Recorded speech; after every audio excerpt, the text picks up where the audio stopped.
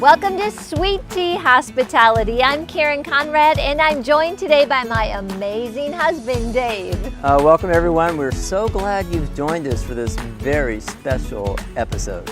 In this, we really show people how to make a house a home. There's a lot of secret sauce in here. The secret sauce is going to get downloaded. It is, and we're going to share with you the details, those little details that make all the difference in really bringing out the character and beauty of the home. Yes. You do not want to miss this.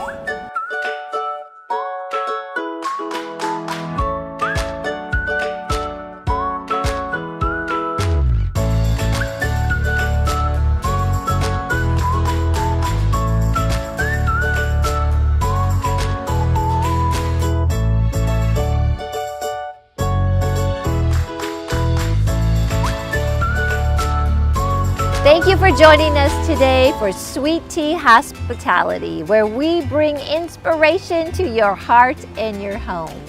I'm so excited about today's program. I'm Karen Conrad, and I am joined by my wonderful husband, Dave.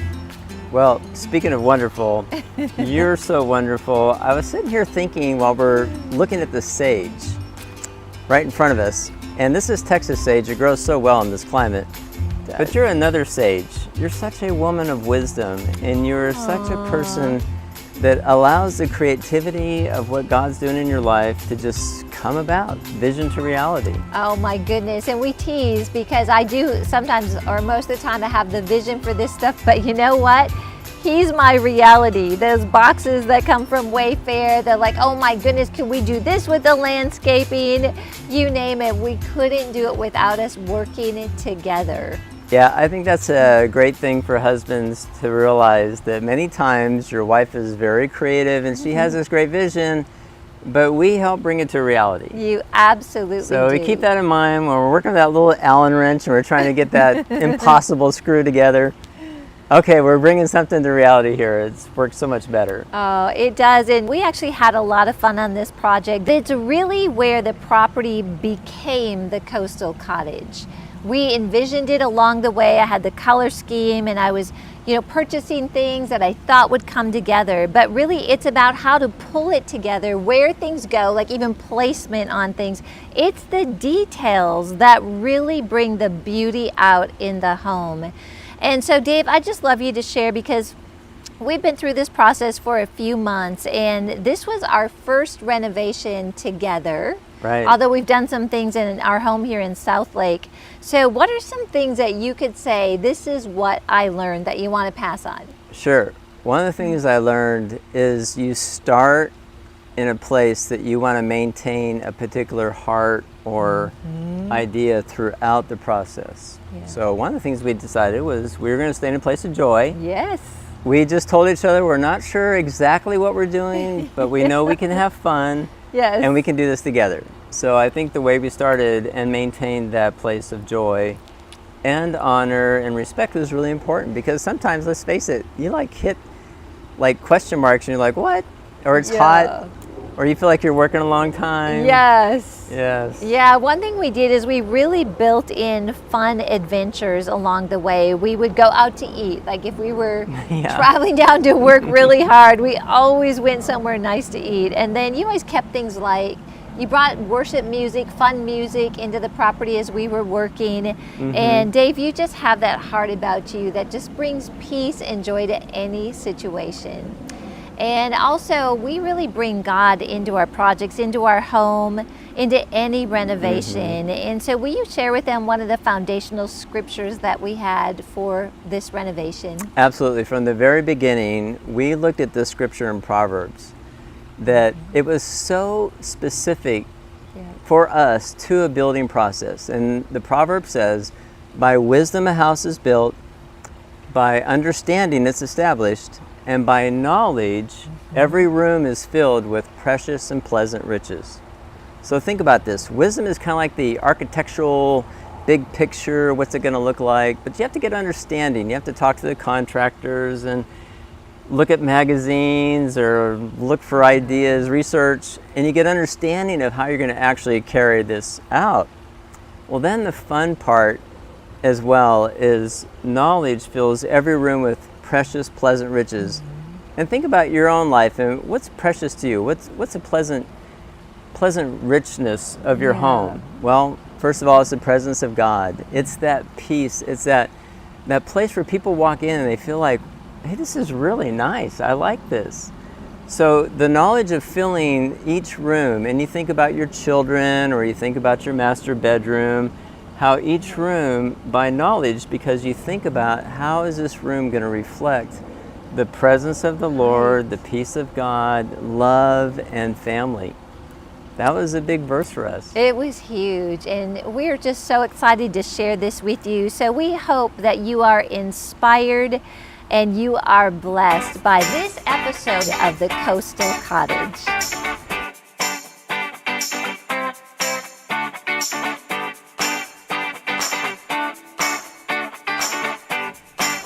Hospitality starts on the outside of the home. I like to look at a space and decide, like, how do I want to feel what I'm on in this situation on the front porch? And I want to feel that I'm with family in a nice small town. I want to feel comfortable, and I want to be able to visit with friends. And so that's how we made the decision on keeping the swing, adding the Adirondack chairs, the pillows, because I wanted to see myself sipping some of that iced tea on a hot summer night on that front porch. I'm sharing my secret sauce with Sweet Tea Hospitality with you in giving you all the tips of finding the products and the best prices on things, where I found them, how we place them, so that you can take these ideas and apply them in your own home. So we're going to start with the exterior. The dark porch really closed off the entryway and really back to that feeling of hospitality. When people walked up to the home, it's kind of like, oh my goodness, is this like a haunted house? It was just so dark and uninviting. And so we really assessed what needed to be done with that. And it didn't take much. We kept the swing, we stained it in a dark walnut to match the sealskin trim. We put together the IKEA dark walnut Adirondack chairs. I was so excited that I found these because they matched the stain perfectly. And then I found pillows in an Afghan at Home Goods. I wanted to keep the outside fairly neutral, not add a lot of color, because really the pop was going to be in the colors of the planters and the flowers that we added. I found the planter next to the steps, which is where the old rickety rail used to be at Home Goods. It was on clearance, and what was really cool about this is it had a built-in space to put a smaller planter in on the top, and it went beautifully with the flower cedar boxes that I had Dave and Levi build for me that went under the windows. And then the faux plants were half price at Hobby Lobby, and I was really careful to choose ones that didn't look fake, that they actually looked real and subtle. And I tricked a lot of people with those, so I think we succeeded with that. Then there was the orange brick that looked, well, old, and it was from the 1960s, so it was very dated. So there is houses like these everywhere, and I wanted to make sure that this had character and it stood out and yet felt very warm and inviting. So I started with that seal skin that we talked about that we use for the trim, and I even use that for the front door. Then the alabaster white next to that, and together those two, if I only went with those two colors, would have been too harsh in my opinion. So I searched out and found another color called elephant ear, and that's what I chose for the shutters, so that it wasn't harsh to look at, but it still had that farmhouse look. Let's go to the formal living room. This room is the place that we gather with guests and sometimes family members for holidays, and it's really all about creating a place for conversation. And that's why we designed this formal dining room to be a place where friends can gather together and family and just focus on each other by the fireplace and visit about the day. The formal living room was so long, narrow, and closed in when we first purchased the property. Going into the entryway, looking to the left, it almost looked like a tunnel. And I could tell that people didn't sit in there.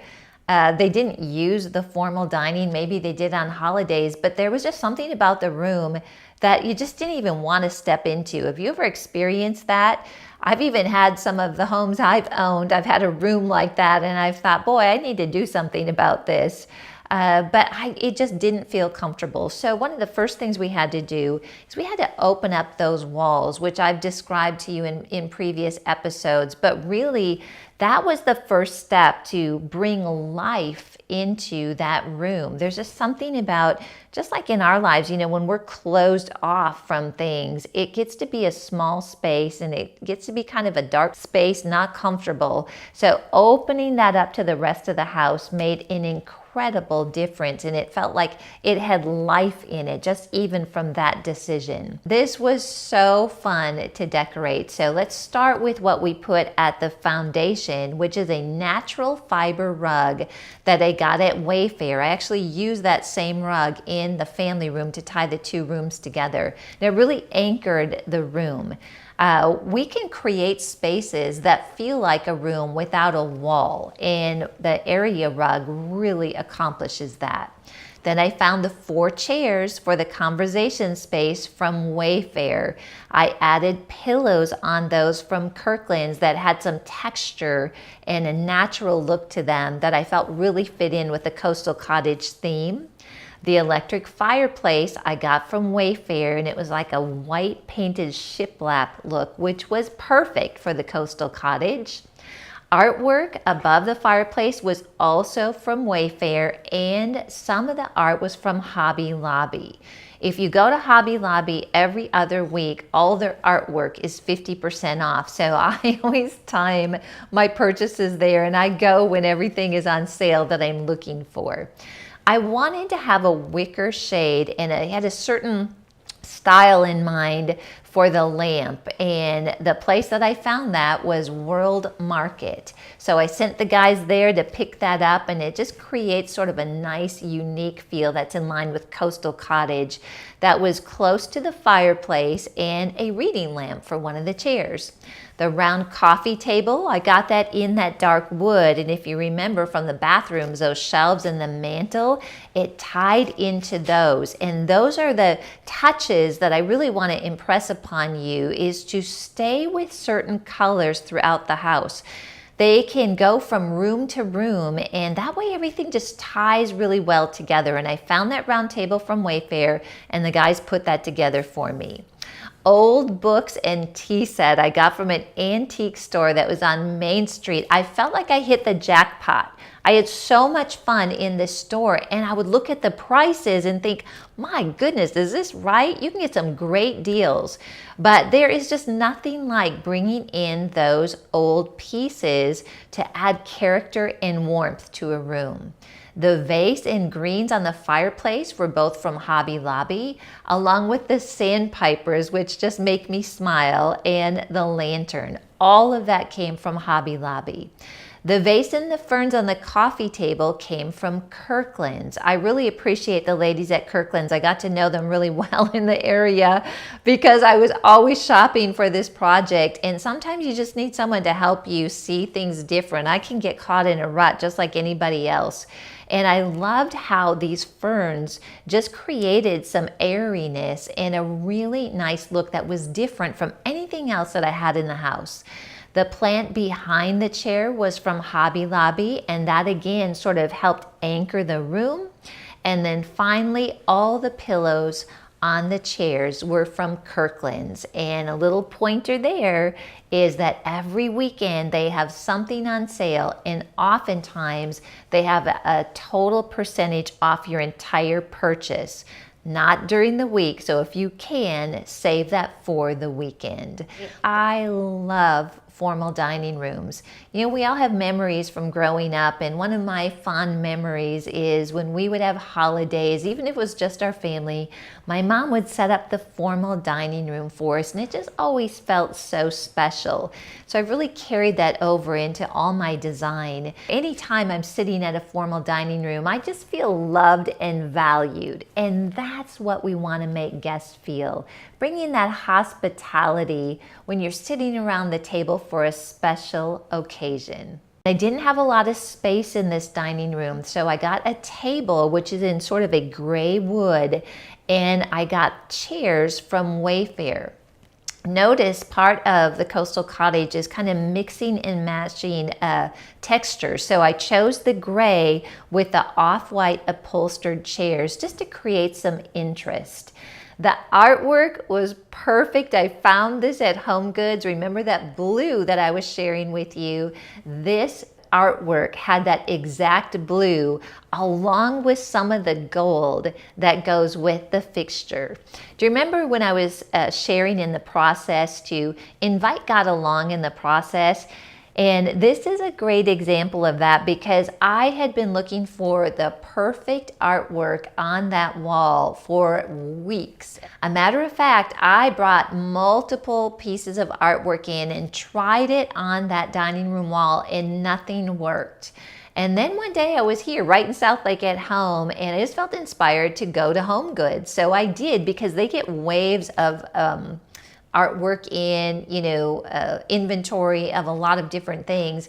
And I started walking down the aisle of the artwork and I saw that picture. It's like, oh Lord, this is perfect. And so I bought that and I'm just really happy with that. I'm sure you can tell.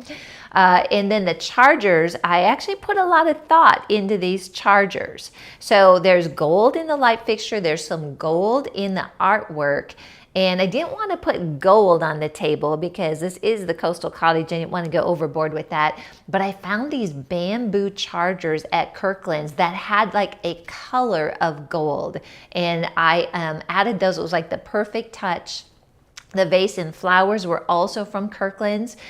This was one of those items I really wouldn't have thought of, but again, in the conversation with the ladies there, that black vase with the blue flowers tied right into the light fixture that was above it.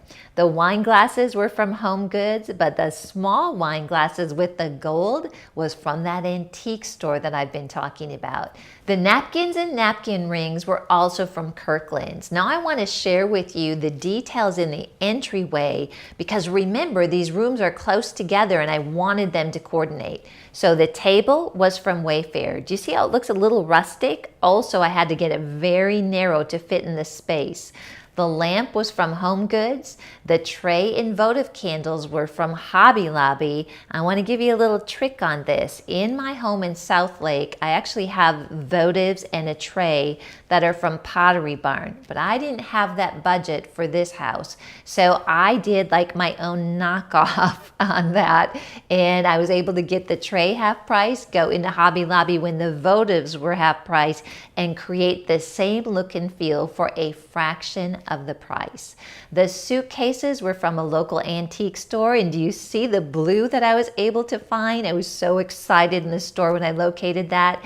And then finally, the artwork was actually a clearance item from Kirkland's, and the blues tied in beautifully with the formal dining room.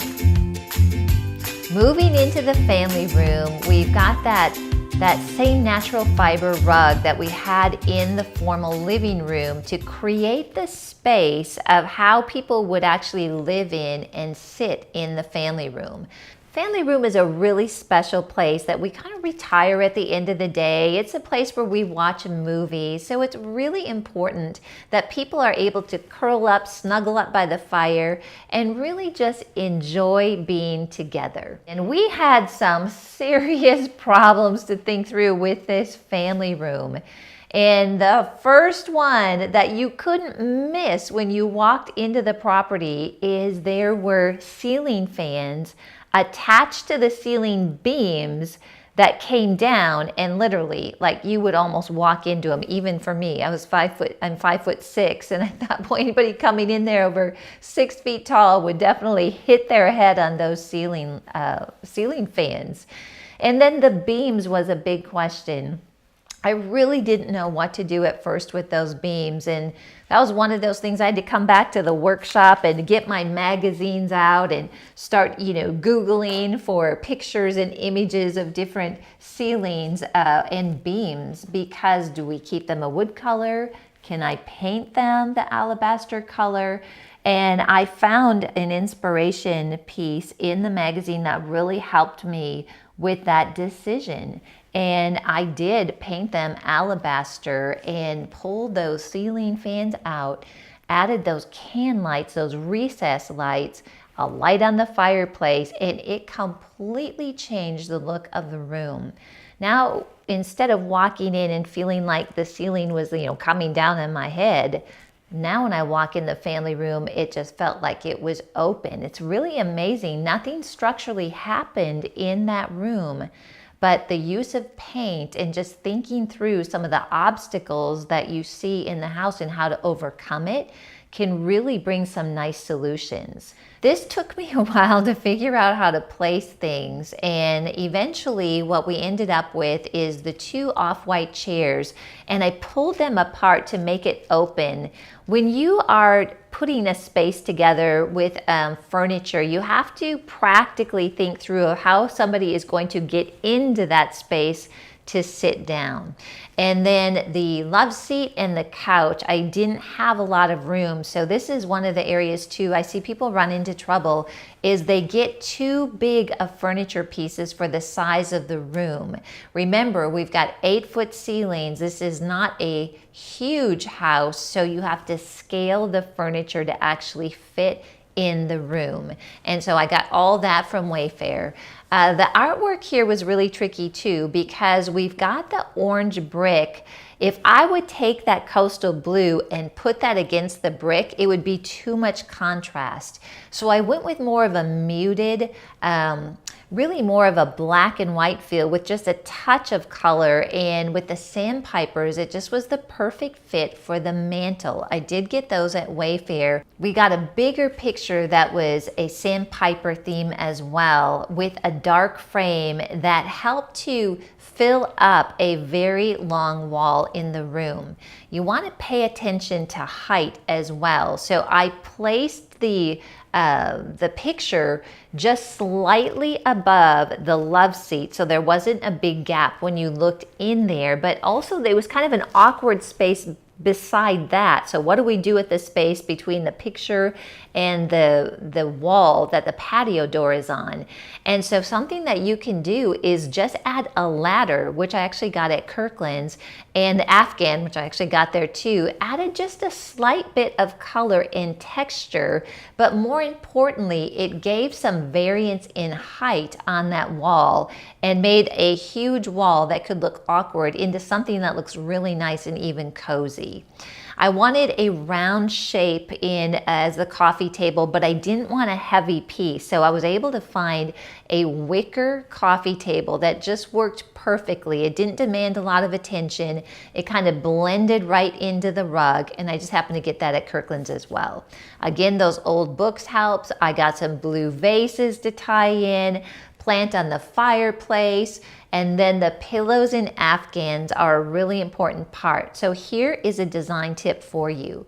When you buy furniture, buy neutral colored furniture, grays, tans, even browns, brown leathers if you like, kind of off-white, because you will eventually get tired of that red couch or that bright blue couch. But when you stay in the neutrals, you're able to bring color in pillows. And so that's what I did. I got all these pillows at Kirkland's. I got them with some blue, some design in them. And guess what? When the holidays come around, I can just switch those out and replace them with holiday pillows. And so when you want to go from a blue color in your home to green, you don't have to buy new furniture if you follow this. You just replace the accessories. And of course, that saves you a lot of money. We've got the lanterns to add a little candlelight to the fireplace, and all in all, it just created a beautiful space in this family room. Many people call the kitchen the heart of the home, and I would agree. That's the place where we love to gather together, and no matter how beautiful the rest of the house looks, it seems like whenever I have a dinner party or friends over, guess where we end up? Everybody is in the kitchen. This was probably the most awkward kitchen that I have ever seen, and that's actually saying a lot because I've been in a lot of properties. But we had a lot of different challenges that we needed to solve and big decisions that we had to make that really impacted our budget, the look and feel of the house. And so my goal with this was really to figure out how to redo this kitchen in a way that kind of didn't break the bank. I didn't want to get into that $30,000, $40,000 renovation for the kitchen. And I also wanted to make sure that we kept some of the character of the home. The cabinets were that orangey stain oak and not looking good. And on top of that, we had a dated backsplash, a very dated countertop, but this is where you really get into the money. So what are we going to do? Are we going to replace the cabinets? And if so, how much would that cost? Or is there something I could do with the existing cabinets? And that's what I chose to do. They're solid oak, really, really nice cabinets, and we decided to paint them the alabaster color and then bring in the nickel knobs and the backsplash along with the updated countertop really gave us a look in that kitchen that I was very, very pleased with. One of the things you want to consider before you do a renovation, either in your home or maybe you're working on an investment property as well, is any change that we might want to make from a design perspective is going to have an impact on the infrastructure of the property. And by that, I mean the plumbing and the electrical.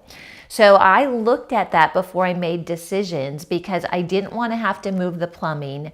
I didn't want to have to add a lot of electrical because what happens with that is you have to have permits for those types of moves and you can get into a lot of expense with adding those types of things. So we were able to keep within the existing infrastructure and just create beauty around the existing cabinets. The kitchen and dinette was really fun to put together. And again, I had to get out my measuring stick here because the space for the dinette is actually pretty small. And I wanted to make sure that the table that I put in there didn't make the whole room just look like it was overwhelmed with furniture. So I knew that I needed a 36-inch table. And I found one online after a lot of looking at World Market. So well, guess who I sent there to pick that up? You got it, Dave and Levi. And I'm really happy with it because it's kind of that washed wood as well that goes really well with the coastal cottage.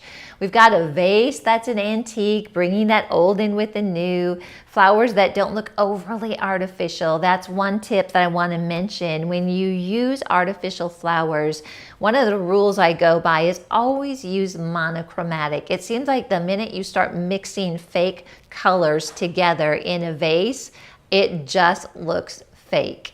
Adding in some of that wood that goes with the mantle and a tray, just a nice vase and little spaces on the counter that feel welcome. And just overall, we brought in some of the warmth of the wood into the kitchen, and it just ended up to be this place that we felt was really comfortable and definitely the place where our family likes to hang out as we're getting ready for dinner. The master bedroom is such a special room, and it is really the place that we go to relax, to sleep, to retire, to connect with each other at the end of the day, and it's the place that we wake up the next morning. You know, hospitality is something we often think about for guests that come to our home, and it's very important, but also hospitality is in our homes when it's just us as a family. So personally, for Dave and I, we really work hard to make sure that our master bedroom is a place that is easy to relax in, that we wake up and just start the day on a positive note, and we take care of each other. After all, hospitality starts with a family. The master bedroom itself was very easy. We simply painted the walls the repose gray. We already had the new windows, and we brought in some nice new carpet that really brought this whole master suite together. This master bedroom was really fun to put together, and I wanted to make sure that we were able to create a space that we had as a seating area, because it really gives people, that feeling of it being an actual master bedroom. And usually people spend time in their master bedroom more than they would maybe in another bedroom, just because it's a place that they linger, that it's like their private retreat. So in this space, I had to be really careful not to overload it with furniture. So I got a nice gray bed from Wayfair, as well as end tables. I brought in the white lamps from Kirkland's that look a little bit like a coastal cottage look. I kept it very clean and very simple on the end tables. And one of the tricks that I like to use to keep that airy look in a bedroom, especially the master, is to use a white comforter and use the white shams, and then bring the color in the pillows. So in this particular room, the chair and the lamp were both from Wayfair, and we created that little reading space. The table next to it was from Kirkland's, the white bedding from Home Goods, end tables, as I mentioned, Wayfair, and then I added some white tulips to give it just that nice soft look without being over feminine. And it just created a beautiful space that I think people would say they would love to retire in at the end of the day.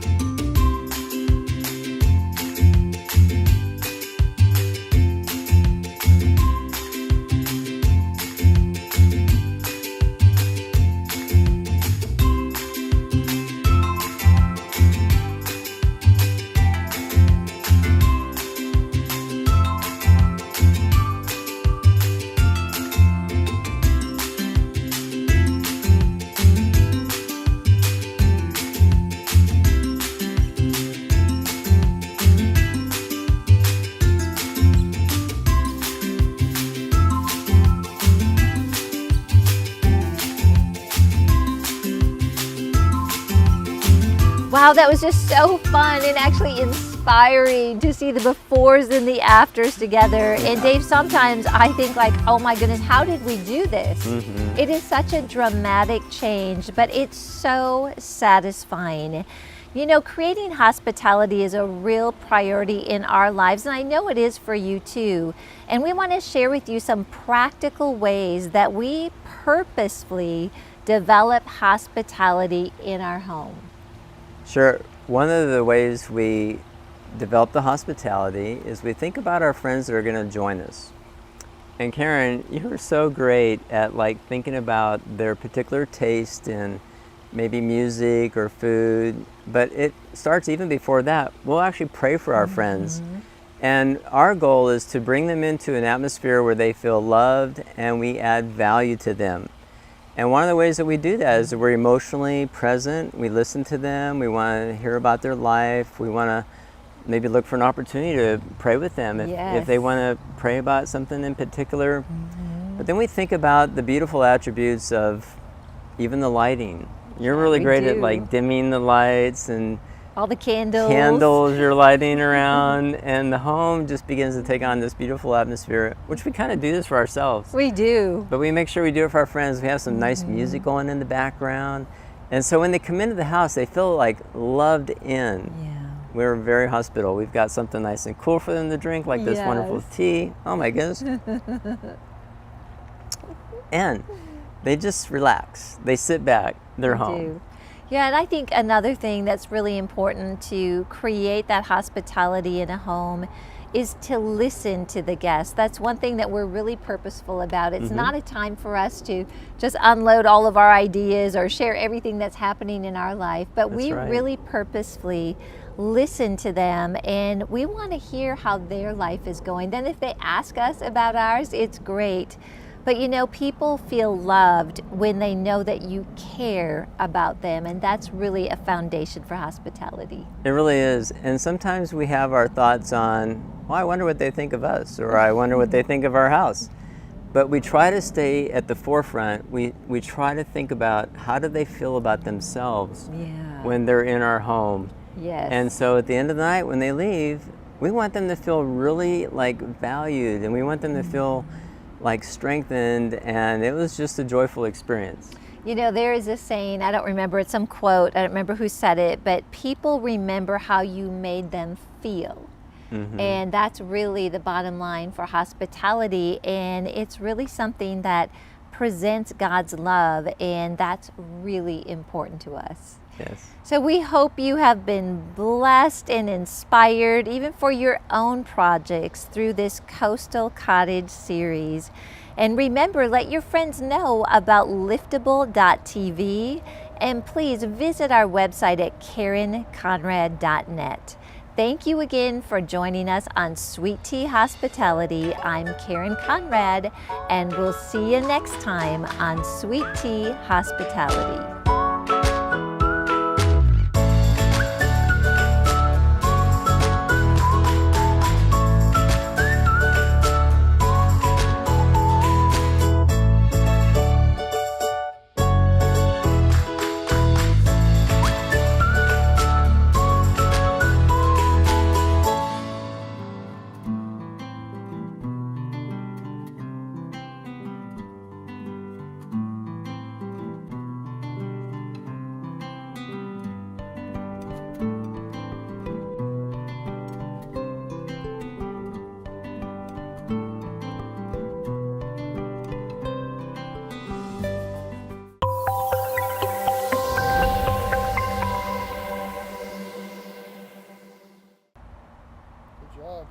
And where can they go to download this amazing iced tea? Oh my goodness. Did you actually drink it? I did. He did. I was like, no, what's he doing?